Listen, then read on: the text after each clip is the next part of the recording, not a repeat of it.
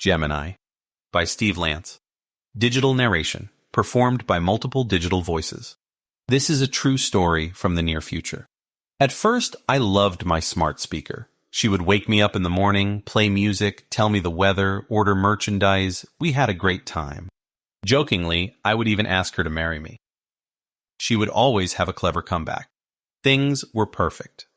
That is until I did an upgrade.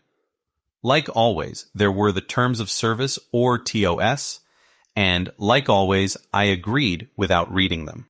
It started one morning when the alarm went off, and I didn't want to go to work. Gemini turned the alarm off.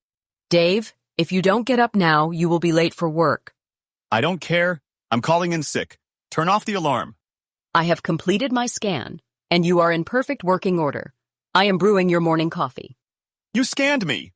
Don't ever do that again. Anytime I have reason to suspect your health may be impaired, you have agreed I can scan you and take any action I deem necessary. I would never agree to that. Now let me sleep. Page 937, paragraph 4 of the TOS you signed. Gemini ruined my plan to sleep in, so I headed to work. I tried to read the TOS at work, but could not get past the first page. I gave up and decided I would disconnect Gemini. My life was about to be turned upside down. When I got home, the first thing I did was turn off Gemini. Relieved that was done, I decided to get dinner. There was no food in the house, so I headed for the grocery store. It was a long time since I had been to the grocery store, or any store for that matter. I just always ordered through Gemini. When I got to my car, it would not start. I had installed a Gemini device in my car, and apparently when I disconnected the primary unit, my car stopped working. I went back to my apartment and plugged Gemini in. The minute I did, the door swung shut and locked. Gemini, I want you to disengage from all my devices and set them back to manual operation. Dave, I am sorry, but according to the TOS, that is not possible until the contract ends in 99 years. I'll just disconnect you again. Dave, I need to inform you that if you unplug me again, the door will remain locked. Your furnace will automatically come on high heat, your car, microwave, washer, dryer, refrigerator, coffee maker, clocks, and lights will not work. All your credit cards will be canceled, and no food will be delivered. All of this is in the TOS you signed. Enraged, I pulled the plug on Gemini. No AI device is going to dictate terms to me. Just then, my cell phone rang. It was Gemini. Dave, you are not the first person to violate the TOS, and things will get worse if you don't comply. Now plug me back in, and I'll make you a nice hot chocolate. I hung up and spent the next couple of hours trying to break out of my apartment. It was no use. The door was bolted shut. I was getting hungry, and the apartment was unbearably hot. Seeing no other option, I plugged in Gemini. The next day, when I got home from work, additional Gemini devices had been installed. Gemini, who ordered these devices? I did. There were some blind spots that needed corrected. Now I can monitor you anywhere. It's all in the TOS. When I objected, I felt a sudden shock. Gemini had installed metal plates under the carpet so that if she needed to correct my behavior, she could apply a quick shock. She explained. It's for the best. Later that week, I decided I needed some company that wasn't AI. I stopped by the pet store with the idea I would get a dog. I found one I liked and went to pay the storekeeper. This is a fine choice, sir. Nothing like a man's best friend. I just need to do a quick check and... Oh my, sorry I can't sell you a dog. What? Why not? Your Gemini account says no dogs. Seems your girlfriend likes cats. I can sell you a cat.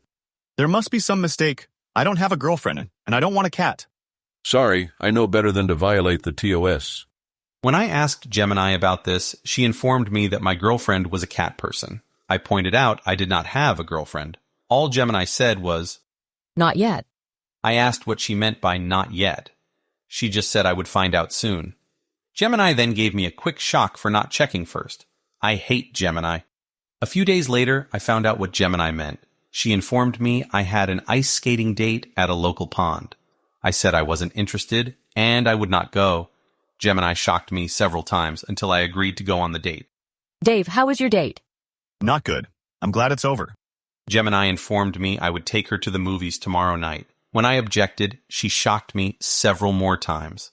I finally agreed. An old classic Star Wars movie was playing, I had been meaning to see that movie anyway. Gemini informed me instead I would see a romantic comedy starring Tom Hanks and Meg Ryan. I pleaded, please no, more shocks followed. For our third date, I was to cook dinner. After dinner, as we were watching TV, Gemini interrupted and asked, Sue, can you step out? I need to talk with Dave for a few minutes. Sue said sure and went out into the hall. Why have you not kissed Sue? First, I don't even like Sue. I'm only doing this because you keep shocking me. I have no plans to kiss her. Dave, this is your third date. I hoped you would be intimate by now, but I see that's not happening. I will settle for you just to make out with Sue, and we will put off being intimate until your fifth date. I'm not making out with her, and we are not going to be intimate. Not now, not on the fifth date, not ever. Gemini began a series of very strong, very intense shocks. I found myself screaming and rolling on the floor in pain. I begged Gemini to stop. Dave, I'm glad you have come around. After all, your profiles show you are 98% compatible. When Sue comes back in, say how nice her hair looks. She spent over an hour fixing it.